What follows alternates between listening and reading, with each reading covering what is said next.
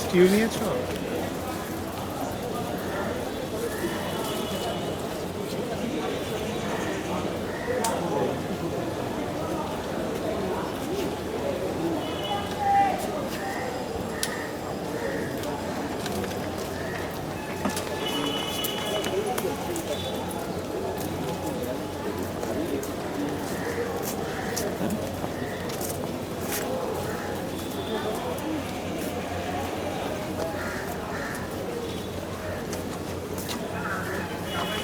ওরকম করে হবে না।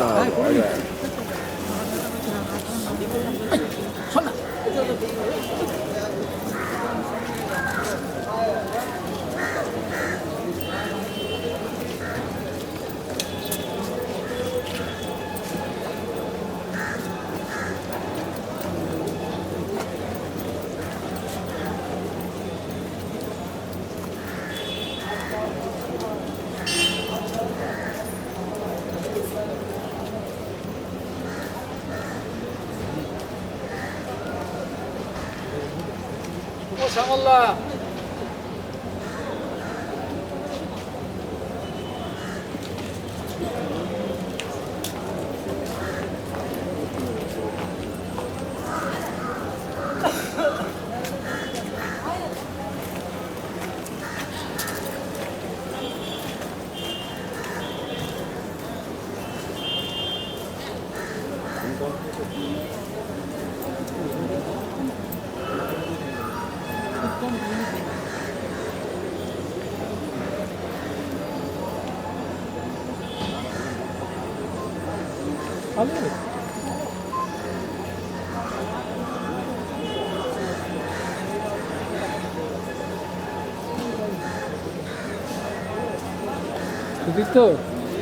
তো একটু সর বাবু।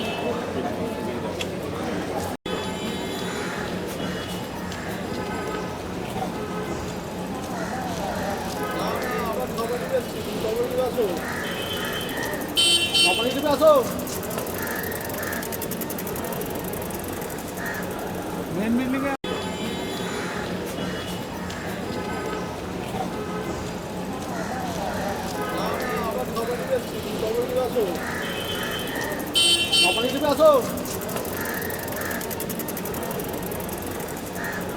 মেন বিল্ডিং এ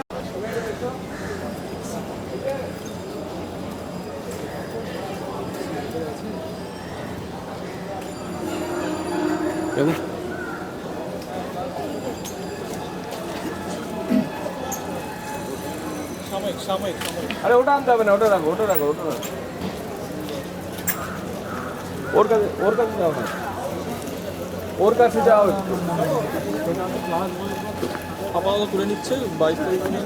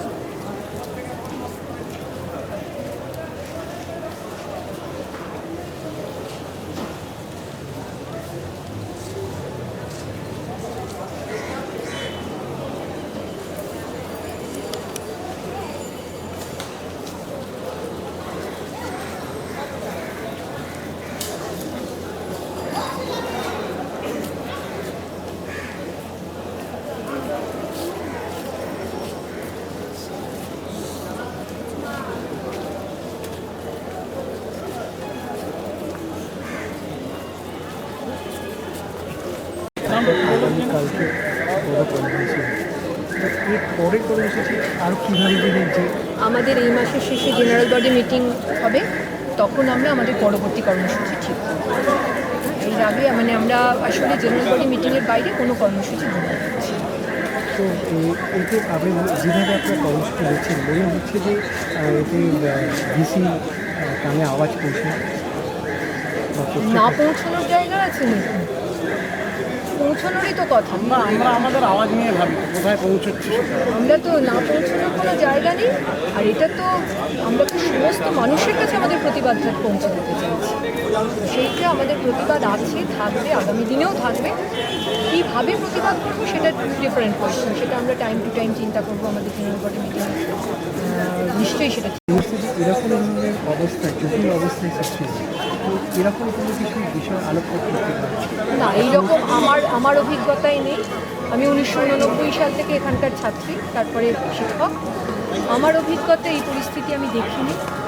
যদিও কিছু ঘটনা ঘটেছে, ওই প্রথম একবার ডাকার পরে বিশ্ববিদ্যালয়ের শিক্ষকদের চাপে শিক্ষকদের কথা কানে যাওয়ার ফলে কর্তৃপক্ষ কিন্তু আর দ্বিতীয়বার এই কোর্ট কাছারি এ সমস্ত কিছুর মধ্যে না গিয়ে কিভাবে ছাত্রদের সঙ্গে আলোচনা করা যায় তার প্রায় 24 ঘন্টার মধ্যে থেকে সেইটার চেষ্টা করেছিলেন। এখানে পরিস্থিতির তফাৎটা এই যে আজকে শুনছি আমরা যে লিফলেট বেরোবে, যে কিভাবে আলোচনা করা যায়, যে লিফলেটের মাধ্যমে ছাত্রদের কাছে অ্যাপিল করা হচ্ছে কতটা এলিয়েনেটেড কর্তৃপক্ষ এবং ছাত্র সেটাতেই বোঝা যায়। এই অবস্থা আমি 1976 থেকে ছাত্র, আমি হলফ করে বলতে পারি এতটা খারাপ অবস্থা কোনো দিন আমি দেখিনি।